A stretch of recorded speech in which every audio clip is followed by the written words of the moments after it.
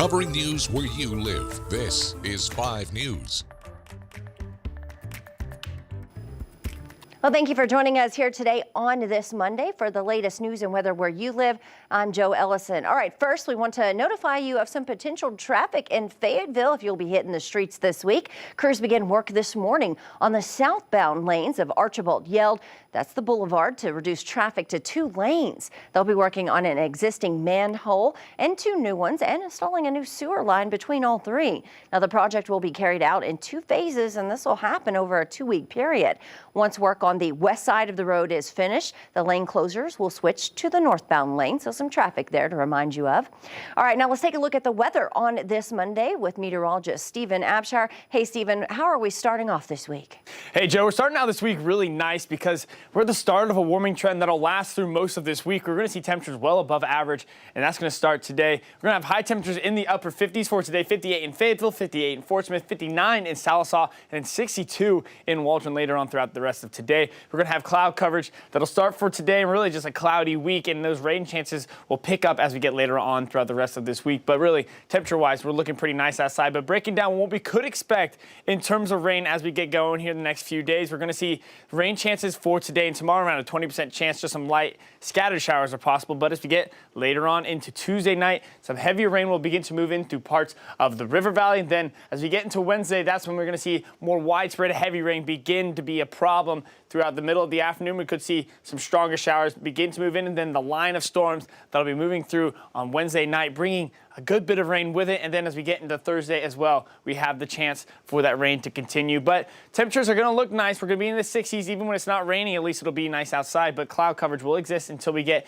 into Friday, where we're going to have partly cloudy skies. Things will begin to clear out. We're going to be right at around average for this time of year temperature-wise. And then as we get into Saturday, partly cloudy again. But another system is on the way. We can't say goodbye to the rain for that long because we're tracking another system to end next weekend. Then taking a look at the River Valley, we're going to be into the 50s for today, but for the middle part of the week, we're going to be into the mid to upper 60s, 66 for Tuesday. And then by Wednesday and Thursday, we're tracking that rain that really can move in on the second half of Wednesday into the overnight and into Thursday morning, giving up upwards of 1.5 inches to 2 inches of rain for some areas of 5 country. But dry on Friday, potentially dry on Saturday as well. But on Sunday, another system is on the way. We'll continue to keep an eye on that as we move later on throughout the rest of this week. But now I'm going to send it back over to you, Joe, with a look at today's headlines. Thank you so much, Stephen. All right, we have some new details in the arrest of the Johnson County Sheriff after a traffic stop in Crawford County. Jimmy Stevens was arrested on Saturday for drug and weapons charges. Now, this is his booking photo from the Crawford County Jail. Details now show 3 charges of possession of a controlled substance, 1 charge of simultaneous possession of drugs and firearms, and 1 count of speeding. Crawford County Sheriff Jimmy DeMonte also confirms to us here at 5 News that Stevens had been released from jail on a $25,000 bond. The jail staff also confirming that Stevens is set to appear in district court on December 14th. That's at 8 o'clock in the morning next week. Of course, stay with us here at 5 News as we continue to update you on this developing story. Meanwhile, the Scott County Sheriff and a former Waldron police officer are both due in court this week, facing charges in connection with an arrest from last September. Court documents show Sheriff Randy Shores on the right and Omar Gonzalez on the left are both due in Scott County Circuit Court Tuesday morning. Gonzalez is facing 3 counts of third-degree battery.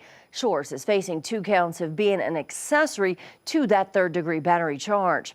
Now take a look. This is video of the incident that led to these arrests. According to documents from state police, Gonzalez is accused of using excessive force against a suspect after a vehicle chase. Shores' affidavit states that he is accused and was caught on camera witnessing Gonzalez hit Robert Deere, the suspect, in the head after Deere reportedly complied with Huntington and Mansfield officers. Now, Gonzalez resigned from the Waldron Police Department back on May 2nd, though Shores is still serving as Scott County Sheriff. If convicted, they will face up to a year in jail and could face up to a $2,500 fines per charge. Well, the world's first bikeable office building is holding an open house this week here at home. Tickets are already sold out for the Exploratorium. An open house event is from 3 to 5 on Thursday. The Ledger Building officially opened for business on November 30th in Bentonville. The Ledger Building has 6 floors, with that first floor open to the public Monday through Friday, 7 a.m. to 5 p.m. Now, the building's breezeway is the new home of the Walmart Museum. And as Christmas approaches, Americans are shopping more and more, but considering gifts and travel expenses, holidays can get pretty costly. And once you factor in inflated prices, you'll see an even bigger price tag. But after so many years of pandemic strain on the holidays, now these prices aren't slowing shoppers or travelers. Take a look. Typically, the holiday season is the biggest time of the year for retailers. Adobe Analytics reports that online sales the day after Thanksgiving topped $9.1 billion. But UALR economist Michael Paco says this year's rise in spending doesn't necessarily mean more purchases. Inflation, in a way, fosters even more spending, because if you want to continue to purchase the same quantity of goods, you have to actually spend more money on that. Even as people battle inflation, there's a psychological reason behind the record spending: COVID fatigue. Even after everything that has, transpired over the last 2.5 years, I think people are really just trying to search for a sense of normalcy. Therapist Natasha Thorne says that search can lead people to look past these price tags. And so the money at this point just kind of becomes secondary. And that craving for pre-COVID feelings, in some cases, is becoming an economic reality. Our state's tax revenue for hospitality and tourism are both above 2019 levels. Paco says these spending trends could keep the economy moving along for a little while longer. Persistence of consumers is going to carry us through this holiday season. And then maybe the hangover will hit after January, and we'll see some drop off in consumer spending then. And coming up on Thursday, the Fayetteville High School Student Council will hold the school's 25th annual Homeless Vigil. Students will stay overnight in temporary housing. They'll accept donations along with non-perishable food items. They'll also be selling sweatshirts and hoodies from 5 to 11 p.m. while this is going on. Now, all the money collected will go to the Families and Transition program. Also this Thursday, the University of Arkansas Fort Smith will honor the legacy of late Coach Gail Coundart. The school is holding a dedication for the court, which has Coundart's signature on it. Coundart served as head coach for 13 years when the university was still West Ark Community College, leading to the Lions a 379-87 record. The dedication is set for halftime during the men's game at Stubblefield Center. Tip-off is at 7:30. And last for today, we're remembering Officer Stephen Carr, who was shot and killed in his police cruiser on December 7th, 2019, while waiting to go on his nightly patrol down Dixon Street. Now, this week marks 3 years since that shooting.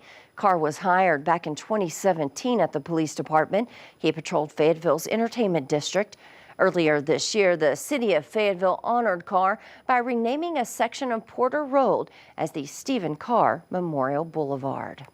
Well, thank you for joining us here today for the latest news and weather where you live. I'm Jo Ellison. Catch up with us again tomorrow right here for more.